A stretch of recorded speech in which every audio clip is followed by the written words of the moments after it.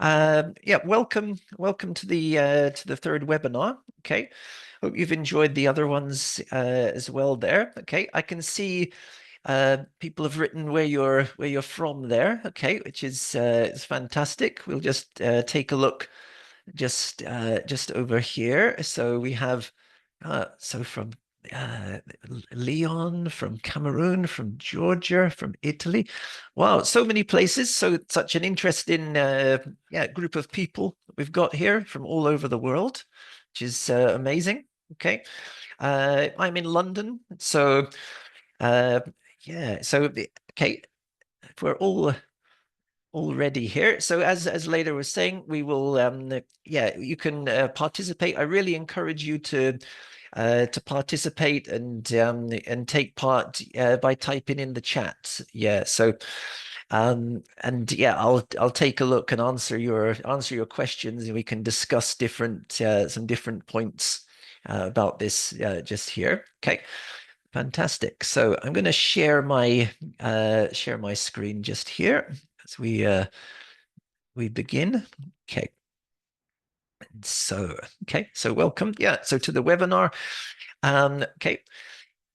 Our topic here, teacher-centered grammar learning. So in the session, I'm going to take a look at some different yeah some different ways you can teach grammar, making it student centered, uh, so the students are getting involved and doing it, so it can be interesting and engaging for them. Okay, so we're going to take a look at some different yeah different kind of theories and how it connects with practical teaching. I'm going to try and connect it with your own professional lives as well. And I'll give you some examples, yeah, of the kind of about different teaching materials we're using at in EF in London, and we'll connect it together. So that all sounds fine. We'll proceed just here. Okay. So yeah, let's take a look just here. So just as a just some biographical information here for you. So yeah, so I'm Robert. I'm a senior teacher at EF London. That's where I am today. Okay, sunny London, which this is. Okay, I've been teaching for 17 years. I've been teaching English in the UK. Also spent like 5 years in China before that. So I don't know if we have anyone from China at this point, but um, also, yeah, so my like educational background, I have a Delta and CELTA qualified, which we use it a lot for the training in the school, in EF as well. And also, yeah, I have an MA in education and applied linguistics as well. So yeah, this in this webinar, I'm going to combine a few different things together. Yeah, and see if we can give you some useful yeah things you can take away. So okay, so this is my aim just here. Okay, so let's continue just on here. So in the webinar, we're going to discuss some of the following things. Um, Something called the zone of proximal development. Okay, and the CAPE model of teaching grammar. Okay, is anyone familiar with any of these things? Have you come across the zone of proximal development, or any idea what we're meaning there? The CAPE model? No, no. Okay, that's good. Okay, so hopefully should be some new lots of new things just here. Okay. One yes. Oh, so V King is saying one yes. What do you understand by this? V King, I can see there. Zone of proximal development. So mostly new. Okay. Just seeing where we're at here. Okay. Good. Okay. So let's take a look. And one yes. Salia is familiar with this one. The uh, ZPD. Anyone familiar with what that is? What do we mean by this? Ah, there's some terminology. Yes, that's true. Okay. So some are familiar with that. How do you understand that? Any brief ideas about what that's about? Mm, yeah. Okay. So let's oh yes. So Viking level +1, exploiting slightly higher students. Yeah, that's like it is that connects with it's the level +1, like the Krashen, I think. Yeah, this uh exactly. And also this is to do with the theory of Vygotsky as well. So okay. Development of a child. Yeah, connected to this. So that's good. We're gonna try and connect how people learn when they're younger, yeah, and how it connects with how we can teach language. Okay. So yes, so it is, yeah, educational, yeah, there. And any ideas about the CAPE model? No, no. Okay. Um, let's take a look here. So, for starters here, what comes to mind when you hear the word grammar? Okay, I'd like you to just do a word association here. Uh, just type in what comes to your mind. Okay, structures, conjugations, rules, verbs, syntax. Okay, bones. Okay, okay, structures, hard to learn. Rules, a lot of work, a lot of, okay, okay, lots of interesting points here. Okay, intrinsic aspects like the order. Okay, tenses, morphology, groans. Okay, okay, so groans. Interested about that. Okay, uh, okay, very interested. Okay, so we've got lots of interesting points coming up here. Fantastic. Fear. Okay. Is that for the learning of it, the teaching of it? Um, we get tense. Something that must be learned by heart. Okay. Okay. So teaching it. Okay. Okay. That's interesting. Very interesting. Okay, we're getting a sense of this. I like teaching it, but not learning it. So is it once you've learned it, then you like to teach it? Boredom of the grammar. Okay. Uh, linguistics as well. Okay. So let's take a look here. Beauty of language with technically correct sentences. Okay. All absolutely makes sense. Okay. So a lot of work. Okay, so who said this? Why? So a lot of work. Why is it a lot of work? I think Maria was maybe saying here a lot. It's a lot of work. Why is that? Um, for the students or for the when you're if you're teaching it, is it like let me see here. Okay, so what comes to mind? Okay, so like for teaching it. Oh, why is there a black rectangle on the screen? Okay. I think it could be about where the chat box is. Is it on the right of the screen? There's a black rectangle. Yeah, it's the chat window. Yeah. So move this. Okay. So knowing no language is easy to learn unless you are if you're born to be a polyglot. Okay. So lots of fantastic ideas that are coming to mind there. Okay. Um, let's have a look. It's over here. Okay. Lots of things. Yeah, it's on here. It depends on the knowledge level of the students. Okay. Uh, deprivation. Ah, like deprivation of the language. Okay. Okay. So yeah, lots of interesting ideas there. Okay. Now leads me on. It's like food. Humans won't survive without food, and languages are nothing without uh grammar. Okay. Interesting. Very poetic. Well, yes. Okay. I like it.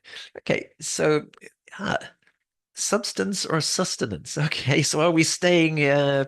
We're we're surviving with it, or we're using it for some beautiful purpose. Okay. The backbone of a language. Okay. Um. Okay. Also, yeah, rules as well. Okay. So, is it connected? Yeah, we're looking at the structures here. Okay, semantics. Okay. Oh, it's hiding my graphics. Okay. Let's see if I So I think what we'll do, yeah. So I'll open the chat periodically and then close it. So misleading ads, not the same, not necessarily to speak. Yeah, to use grammar to speak in English. Okay. Yeah, really great ideas here. Okay, now we're going to take a look just over here. Doesn't the chat pop out? Yeah, I'm going to pop the chat down just for a moment, just here. So, okay. So, oh, now I think some of you covered this as well. So, generally, do you like teaching grammar? Okay. So, and why or why not? So we were looking at the words which come to mind. Okay. Do you actually enjoy teaching this? Okay. So let's let's have a look over here. Okay, so very much, especially using the formulas. The answer is positive. Okay, not so much. I do enjoy it. Okay, I do not mind. Ah, okay, I love teaching it. This is sort of 50-50. I'm picking up on more. There's more positives coming out there. Okay, um, why? The ones who said you love teaching grammar, I love teaching grammar. But why do you think so? So, mm, okay, I teach grammar. Can I teach grammar in the context of conversation? Okay, in the context. Interesting. That's we're going to be looking at context in this session here, seeing if we can uh, look at how language is learned. Okay. Um, okay, so it's quite logical. Okay. Great. I enjoy it, but my students not. Why do you think your students don't enjoy it? Hmm. Some of you are saying like I enjoy teaching grammar, but I don't think the students enjoy it. Why is that? Hmm. So it's okay. If they're lazy, okay. Tenses while translation, they don't like grammar because they don't read. Okay. Hmm. Depends on the grammar. Okay. If it's is in their mother tongue. Okay. Okay. Interesting. Okay. So I like teaching grammar. Okay. It's because of the topic. Okay. Interesting. Okay. Very interesting. Here, let me see this. I'd like to go to this point here. So Oslem is saying there, yeah, I do like teaching intermediate grammar or upper intermediate more than elementary levels because of the topics. So do you mean like the topics which are associated with the grammar? So like perhaps the book topics and it's something a different grammar point lends itself to uh, certain topics. Okay, okay, interesting. Okay, so so grammar helps understanding the logic of language and how people see the world, Ellen. Okay, okay, fantastic. Yeah, yeah. So if it's how people see the world. Yeah, see, this is I'm glad that you've mentioned this one, Eleanor, because it's like how does grammar connect with the people uh in the world? How do we learn it? Okay. Um okay, so this is we're going to take a look at this. How can we make grammar be more connected to the lives of people? Okay. Um, we've sort of moved a little bit away from just looking at grammar as being just sentences out of context. Okay. Interesting. Yeah. Okay. So it allows students to speak fluently. So it's very instrumental. Yeah, we can use it. Okay. Um, so I think yeah, grammar. I like grammar topics. There are loads of activities to practice it. Okay. Okay. So I like lots of you are also focusing on the practical applications of the grammar and the topics surrounding the grammar. Okay, because you may be teaching some grammar. Perhaps you're yeah, perhaps students that could be learning grammar sometimes, and maybe they don't realize that they're learning it. Okay, maybe because it's in a situation. Okay, okay. Now we're going to have a look at just now. We've been talking about grammar. This webinar is about grammar learning and grammar teaching. Um, I'm going to change a focus slightly to look at the student-centered aspect of the title here. Okay, so um, I want you to have a look just now. Okay, um, just at this next slide here. So I want you to try and think of an example. Okay, um, of when you have learned something yourself other than language. So, what was something that you've learned other than language? Perhaps like maybe how to cook something or how to some particular skill. Maybe there was a teacher, maybe there wasn't a teacher. Okay. Maybe I'd like you to put in an example, how to scuba dive. Okay. And how did you learn it? What was your method? Ah, okay. So, okay, guided discovery method. Okay.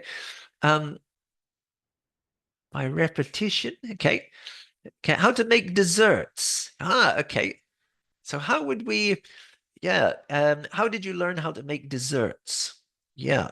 Okay, theory first. So Ken was saying there, theory first and then practice second. Okay.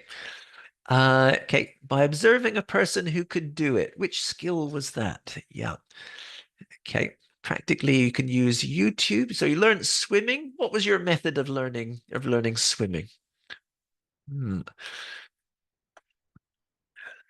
So the teacher was a role model. Okay. TPR. Okay. So we got like the total physical response, copying what they are doing. Okay. So we were in charge of our learning. Okay. Okay. So prefer teaching grammar, but it's funnier doing more practical activities. Okay. Okay. We're going to try and see if we can connect these together somehow. Okay. So yeah, let's have a look here. So we've got some fantastic ideas coming out here. Really like it. Yeah, great. How to scuba dive. Okay. Okay. Let's see. So awesome and blessed day for everyone. Okay, Edith, from Ecuador. Okay, fantastic. Okay, learning by doing. Okay. This is central to my message during this webinar here. Yeah, learning by doing. Okay, and Salia has mentioned, yeah, guided discovery method. Okay, we're going to take a look at that about this in a moment. Okay, um, so let me see. So Salia, you were saying guided discovery method. What do you mean by this? That's something which we're going to be taking a look at soon. Yeah. Okay. Oh, so substitution drills. Yeah. Okay. So okay. So and this is maybe for language learning, I think. Yeah. So it's fine. Fun teachers help me more than others. Okay. Don't hesitate. Just do it. Okay. Yeah. Okay. So just jump right in. Okay. Yeah. Okay. So uh, let's see. And also like role playing as well. Okay. Um, how does the teacher oh yes, so using a context for teaching grammar. Yeah, that's okay. Exactly. Okay. Interesting. Okay. Now, I think we're on the right lines just here from what we're gonna from what we're saying. Yeah. And Salia, yes. So this is something that we're going to be talking about using context and yeah, and making it to make this more student centered. Okay. Now, okay, I'm going to give you an example. Learning by Googling. Okay, fantastic. Yes, learning by doing, learning by Googling. Yes, um, that is that's the go-to thing. I guess AI as well, which you would have covered in an earlier uh, seminar as well, a webinar. Students discovering the rules on their own. Yeah, Sally. Yeah. So this is something we're going to be looking at in the next part, the second part of this of the webinar here. Now, I'm going to give you just now an example just from my own learning experience, okay, of learning something other than language. Okay, it's about some guitar. Okay, I'm a fan of rock. I like rock music, but I was learning classical guitar when I was younger. We're going to see how this is can connect. Okay. Oh, really, Alex? Nice. Okay. Okay. So I'm just going to show you just an image here. Okay. Now we can see just on the right of the screen. Yeah, an acoustic guitar. Okay, had lessons for this for several years, and okay, so the steps there of how I learned this. I had classical guitar lessons when I was younger. Okay, how it worked. My teacher Simon, yeah, would demonstrate step by step how to hold the guitar correctly. Okay, providing a model. Okay, he gave an example of how to hold the neck of the guitar, position my fingers on the fretboard. The fretboard, just like the metal strips that are on the long part of the guitar there. He provided a model of how to walk my fingers. So walking your fingers, yeah, this is a guitar term, across the strings to play it. I practiced each part, okay, part of a piece of music, okay. So not all of it, okay, but part of a classical piece of music because it was quite difficult to do the whole piece. I maybe would have given up. But he gave me a little piece of the guitar, the composition to play. Okay. I played the notes which I had practiced, and he advised me how to make small improvements to the music I had practiced when I returned for the next week. Um, okay. I thought this was effective to practice the classical music each week. Okay, instead of all in one. I may have been overloaded with too much information. Okay, so and good music, it's good for relaxing the mind. Well, that's actually true. In the background, in the class, you can play some like music, like Mozart, something like that. That can I've heard that that's really good in lessons. Now, okay, so this is connected, okay, to the zone of proximal development. Okay, so if we take a look just here, okay. So yeah, it's an example of guiding the learner through the zone of proximal development. Okay, so this is is a theory of Lev Vygotsky. Okay, you have in when this is connected to our English or language teaching and learning. Okay, so we start at the side of this circle. Okay, um, can anyone interpret what's going on in this infographic here? Um, what is going on in this infographic? Can anyone show or just give a brief explanation of what's happening there? Okay, what does this represent?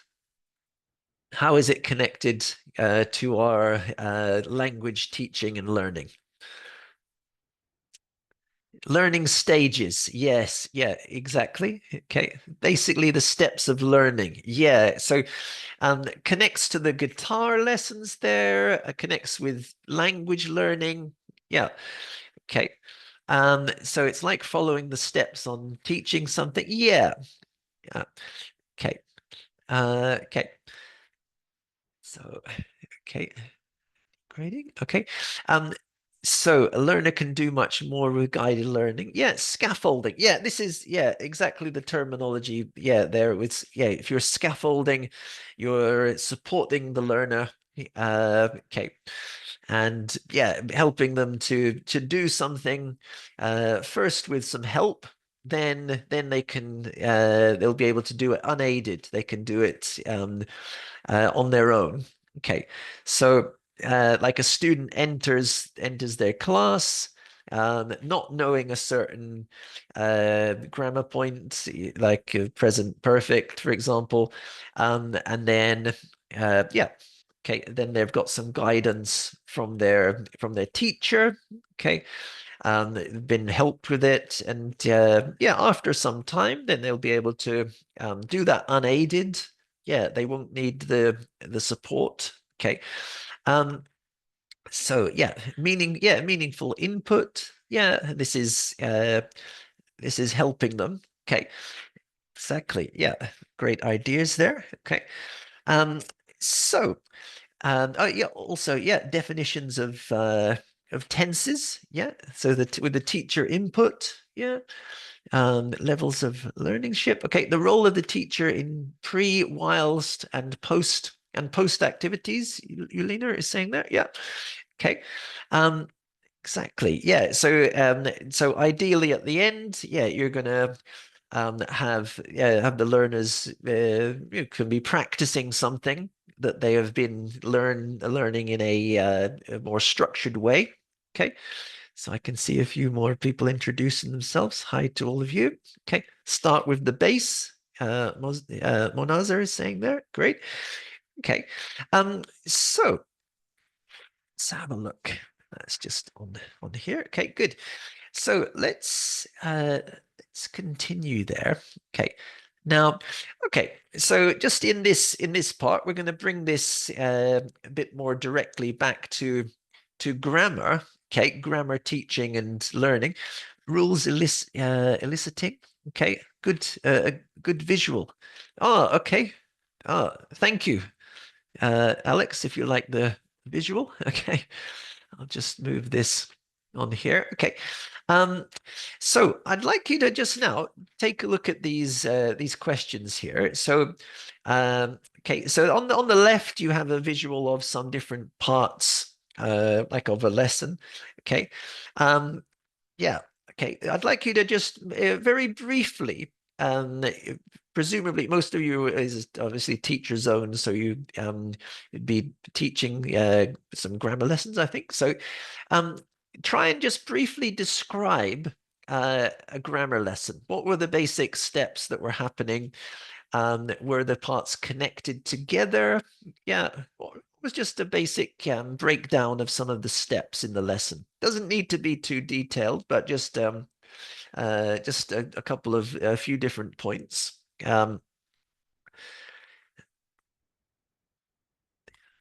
Okay, so okay, so yeah, giving confidence to speak. Okay, uh, so pre-task, a presentation, post-task, so a PPP. Okay, um, with the have and has, you did a have and has. Okay, maths formulas. Okay, a sentence structure, subject verb, perhaps here practice. Images with changed situations using present perfect. Okay, so Viking, I think yeah, you're bringing in uh, some real life situations over here. Yeah, okay. Present simple. Okay, present the present simple to have grammar rules, making sure that there are three singular persons. Okay, it's like thinking of how it connects with the pronouns and a context first. Okay, okay, this is something we're going to look at a bit more from the text video eliciting. Okay, so with a text, yeah, text or a video, yeah, this is true. Yeah, really useful. Okay, start with modeling. Okay, so okay, you guys have got some fantastic ideas here. Okay, I think we're on the same kind of page here, I think. Okay. it's already contained with the authentic sentences. Take them out, the learner puts them back, Alex. Oh, well put. Okay. Um, I created situations using the pictures, practice and produce. Okay. Okay. The more we had a lesson plan, the better and faster. So it's in the planning. Okay. And let's see. So Raylin is saying there, okay, present continuous using charades, students writing answers on the board, describing pictures. Okay.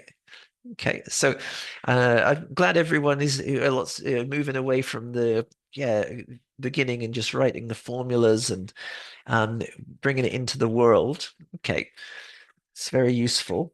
Okay, so let's see. Read a sentence part by part, starting at the end, working back. Okay, it's interesting. Okay, test what they already know.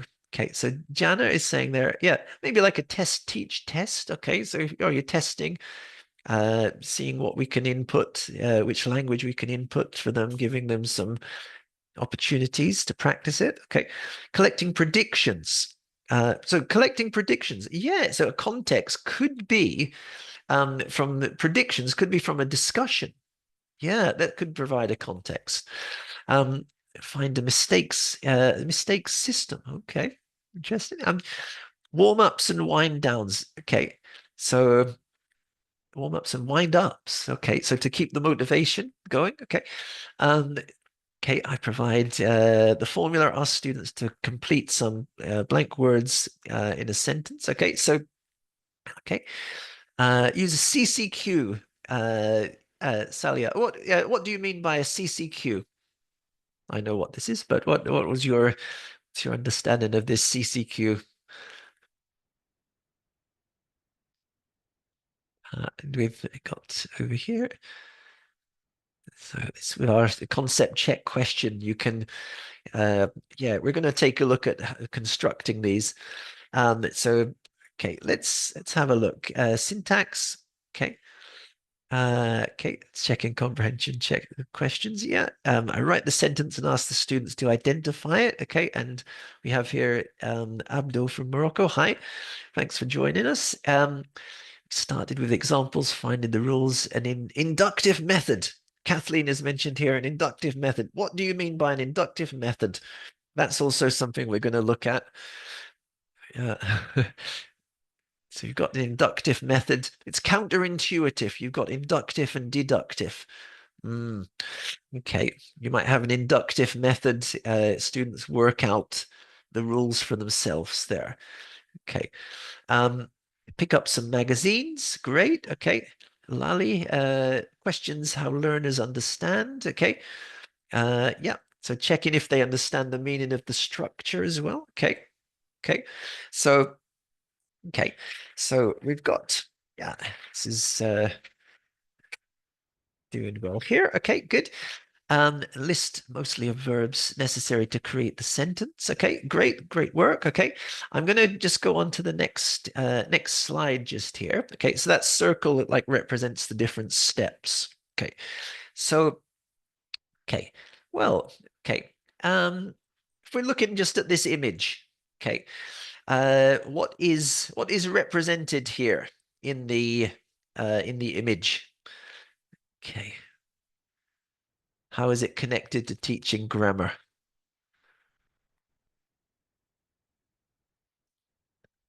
The aim. Yes, Eleanor. Yeah, so the aim, the flag at the top, okay? The steps, step by step. Yeah, the steps to get to the knowledge, okay? And you've got, yeah, achievement of a purpose. So, um, yeah, I do as a senior teacher in London, I do some well, quite a lot of observations of teachers' classes and yeah, and it's um yeah, the way if you're wanting to ace your observations, uh if you achieve your aim and there you've got towards the aim towards your you're getting the students to head towards the aim of using your target language at the end. And that's a very good way to do quite well in your observation if any of you are undertaking observations. We're going to look at the structure, which is quite useful for that as well. Okay, so they can grow and face real practice when they have to apply what they have learned. Yeah, I think we're heading towards the same. Uh, yeah, we've got the same purpose here, I think. Yeah. Okay. Practice, yeah, practice for success. Okay. So, okay. Um, this is going to lead us on to something. At the start, I asked you about this we had here this zone of proximal development. Okay, all the tenses are connected. Okay, okay, yeah, and it's all connected. If all parts of the lesson are connected, yeah. Um, okay, so at the start, we looked at the menu and the plan for the webinar. The first part was about the zone of proximal development. That's what we've been looking at so far.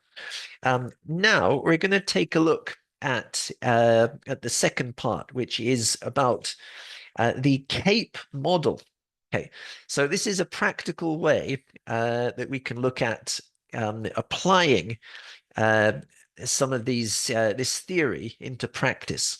Okay, now, so has anyone got any idea about this? I was asking a bit about this at the start. What is the CAPE model? Okay, and this connects to this zone of um, proximal development, which we were looking at there. This acronym, any possible suggestions of what it might be? The CAPE. Okay. No. Okay. Well, I'm going to bring this just onto here. Okay. This is the CAPE model. Okay. This means context, analysis, practice, and evaluation. Okay. So this is yes, yeah. So um, easy to remember. Okay, yeah. So user to everyone. Yeah, context awareness. Okay. Um, so a type of model in fashion. No, this is a structure for Regendra. Yeah, this is a structure which is used in teaching. Yeah, teaching English as a foreign language, um, involving setting up a context for students, um, finding the language within the context. Okay. Um, Getting students to practice yeah, exactly, to practice the analyzing the language, like is it like a verb, a noun, how does it fit into the sentence, okay, can we use this, which situations can we use this in, what are some pronunciation features which fit with that structure. Okay, and then practicing. So we're going to try and think of some ways that we can use this. We can practice using this language in the lessons, and then eventually in their students' daily lives. Okay, now, okay, how does this work in a lesson? Okay, well, okay, this is the structure. Okay, now, and I'm going to break this down step by step. Okay, so the structure of the CAPE model, okay, involves introducing a topic. Okay, so you may, yeah, you can introduce a topic if the topic um, is about maybe it's about food. Okay, and then if you got into a context, it might be like a listening, which is about people discussing food. Then students could notice language, which is in the listening. Okay, some different expressions, okay, some different grammatical structures, okay. And then you can analyze the language using some certain like structured activities from your book, from your student's book, and then provide some scaffolded practice. So you can really build up students before you set them free into using this new language. I'm gonna show you some specific examples of how to do this. And then also an evaluation of what has been learned at the end. Okay. Um, yeah, so please discuss more on language analysis. Okay, we could do this by comparison to their native language. Okay. Um, you could do it. Yeah, so uh, uh, let's see. So let's let's see here. Uh, so not exactly. So let's take a look here. So yeah, so we're gonna so Sonal, yeah, we're gonna really look into this. Um, More about the language analysis. Yeah. Um, you could do it you could do this in comparison to their native language. Yeah, it could be. Could be if you're in a bilingual setting, you could do that. Um, we're going to look at like a more guided discovery method, where students like working out their language, the rules themselves. But this can be in the language analysis part, it can be used in a bilingual way. This is possible. Rajendra, you're talking about the CAPES model, conjunctions, adjectives. That is also to do with grammar, but this is a little bit different. Um, so this is different. This is a way of structuring your full lesson, but that is a very useful. The CAPES is very useful with the conjunctions and adjectives. It's a little bit different to what we're talking about here. Um, okay, and also scaffolded practice. Yeah, we're going to look at that.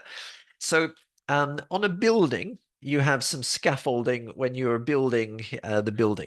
Okay, so the construction people are building the building, and they're going to put some supporting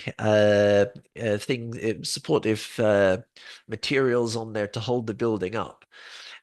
This is kind of what we're doing for the learners when we are supporting them with some controlled practice activities.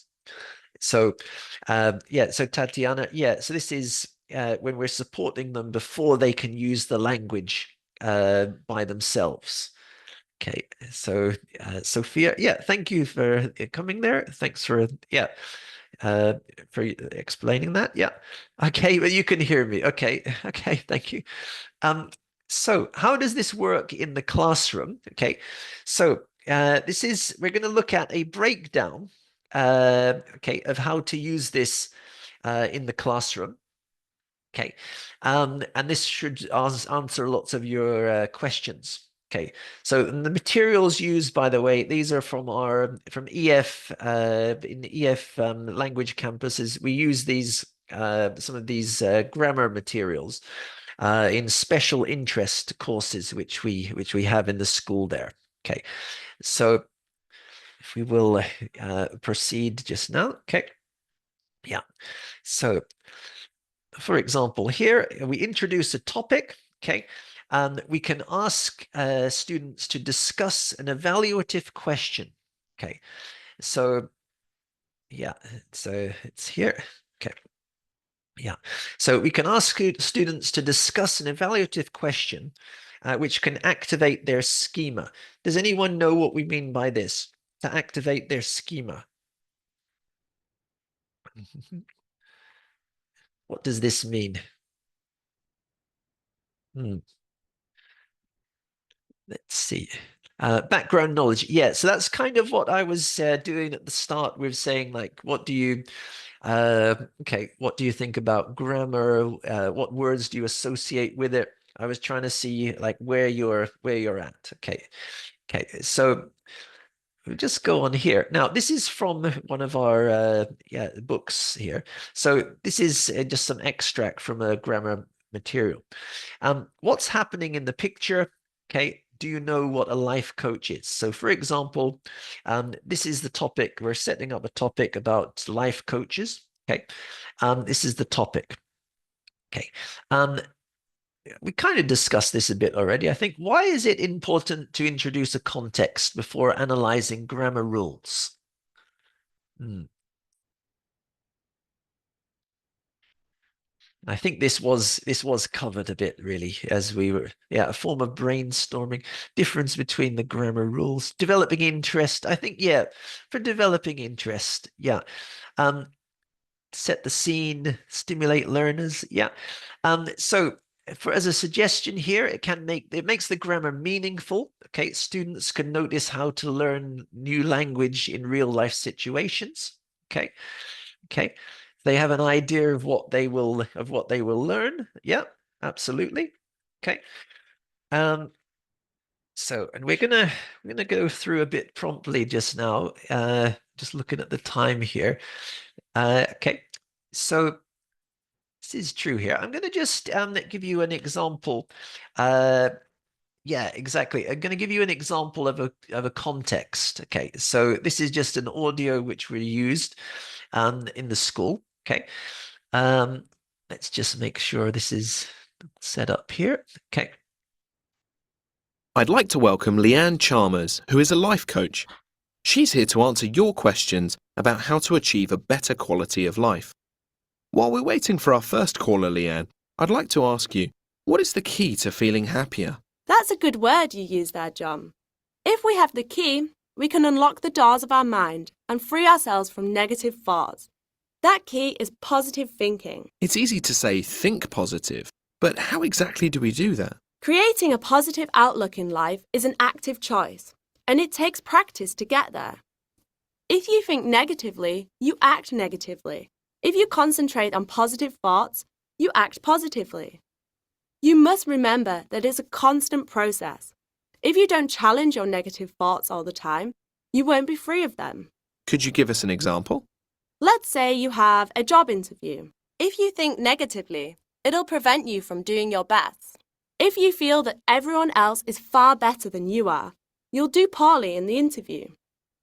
On the other hand, if you feel confident about yourself, it will show in the interview and you'll make a good impression. But how can we overcome negative thoughts? First of all, we have to recognize them for what they are. They're just our fears and insecurities. They don't reflect reality. In the example I used earlier, you simply think that everyone else is better. In fact, you know nothing about them. If you consider things objectively, you will see that you have as much chance of getting the job as the other people. That's great advice, Leanne. Okay, let's go to our first caller on the line.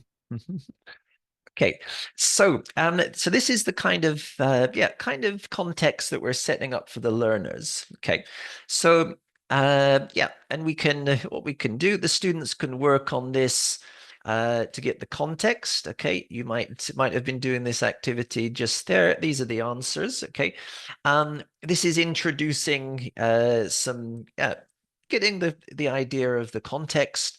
Okay. Then, okay, in this CAPE model, what would be next?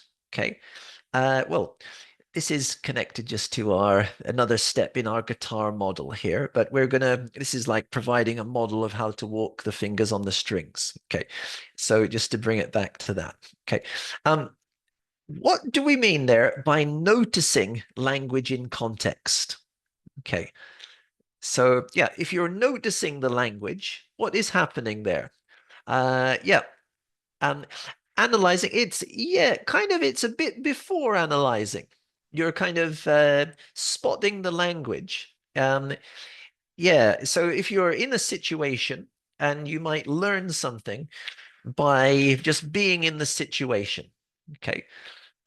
This is it could be a bit more like the identifying it, scanning it, skimming it.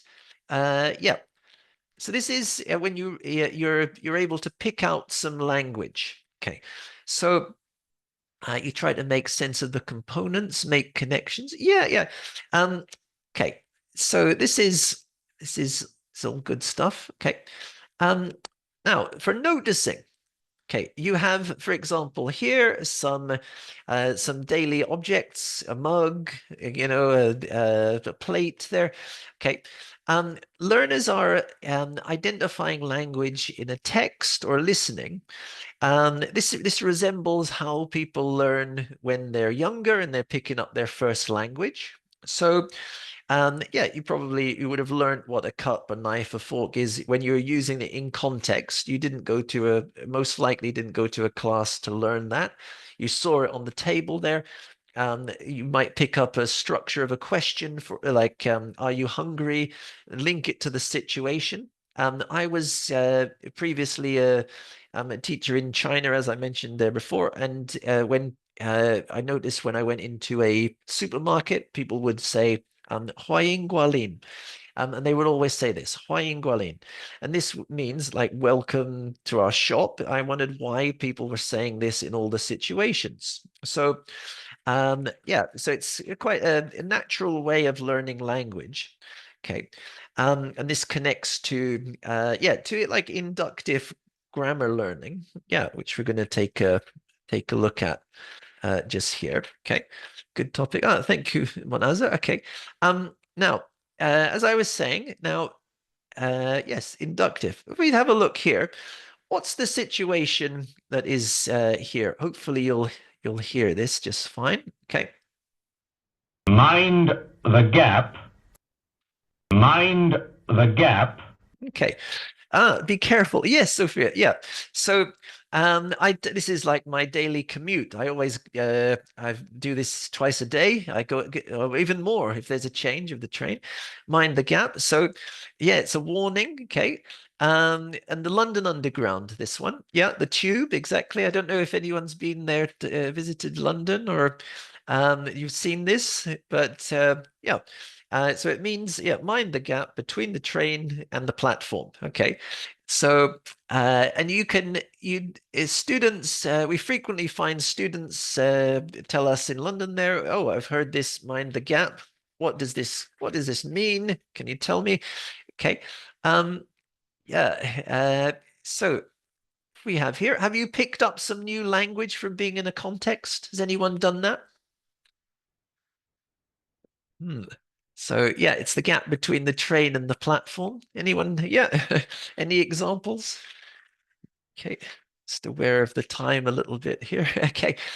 We're gonna yeah, good way to learn. Now, okay, we're gonna take a look here. This is also within our color codes on the map. Exactly. Good. So for noticing, oh, greetings. If you're traveling in different countries, people greet you. You can pick it up. Yep. Be careful, don't fall over. Yeah. Now, over here we have the noticing. Now, in this case here, we're going to provide the students with an example. Okay. Okay, of how to form a zero and first conditional. Okay. We're going to identify if the sentences are zero or first conditional. We can then okay, try and match up the sentences, see if they're aware of the grammatical form. Okay. And then you can help them to notice it in the text. Okay. So we have here, yeah, so some conditionals. There's lots of conditionals that are in this sentence, in these sentences here. We can see on the screen. Okay, I'm going to push through a bit to make sure. So just to make sure that we have that we get through the slides here. So, but you can contribute. That's is fine. Okay. So in this case, we're noticing the language, underlining it. We're finding out what is a zero. Examples of zero and first conditional. A little. It's like that mind the gap situation where you're in the underground on the underground and you hear this sound. You're finding out what does it mean. Okay. So, and it relates back again to our guitar example just here. Okay. Now, of learner being led through what they cannot do, and with scaffolding, then after they can do it unaided. This is a bit like the middle circle. Okay. They can't quite do it unaided, but they're better than they were at the start. Okay.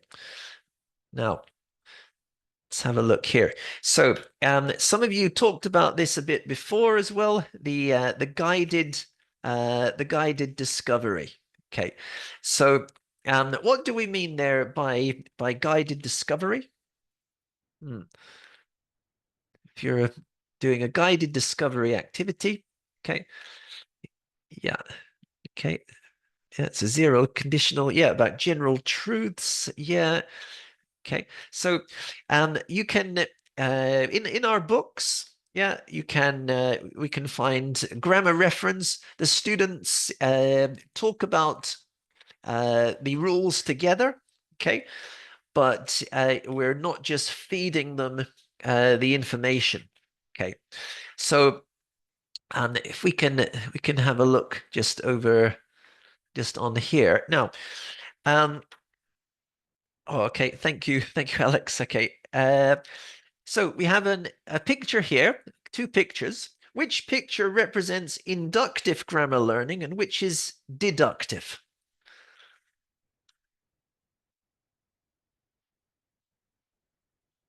So picture 2 is the one that we're aiming for. The first one, yeah, is a deductive, okay, where you're feeding the information to the students, okay. Some advantages, okay, I think we looked at this a bit really here. Some advantages of inductive learning.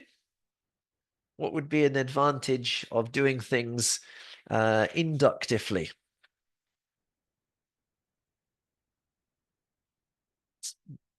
Precise, okay. Okay, so you can practice it.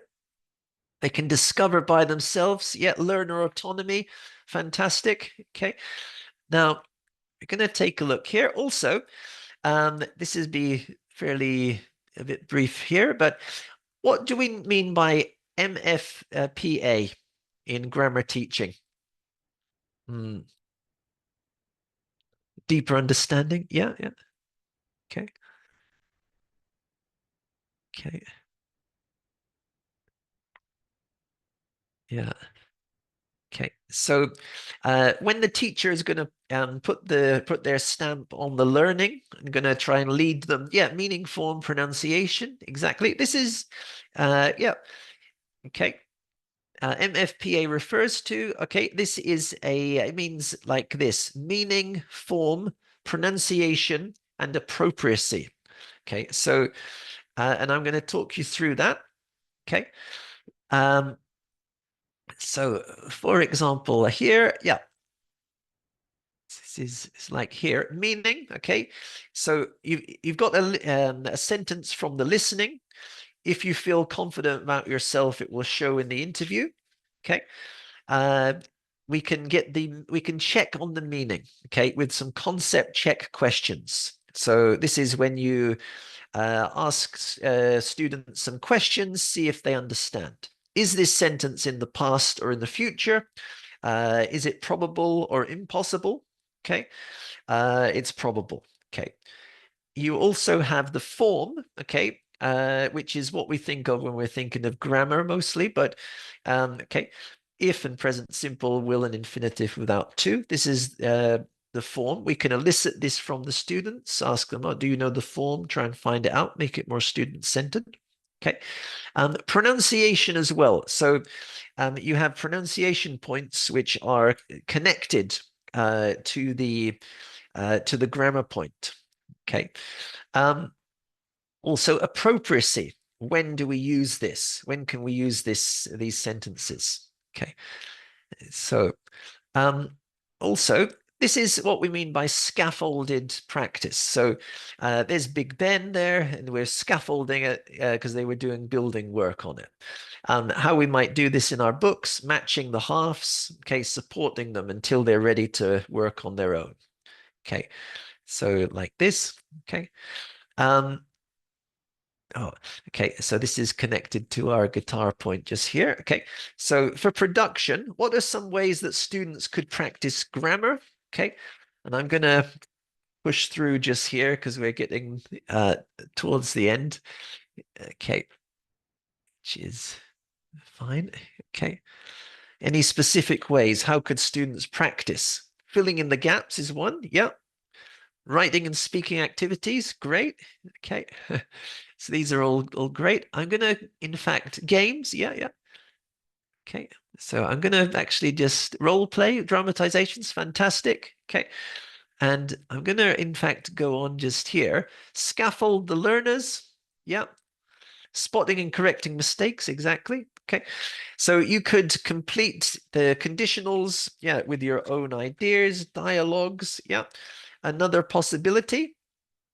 Over here, tasks. Okay. You and your family are going on a 2-week holiday. A friend offered to house sit. Okay. Leave a note of important instructions in case something goes wrong. Okay.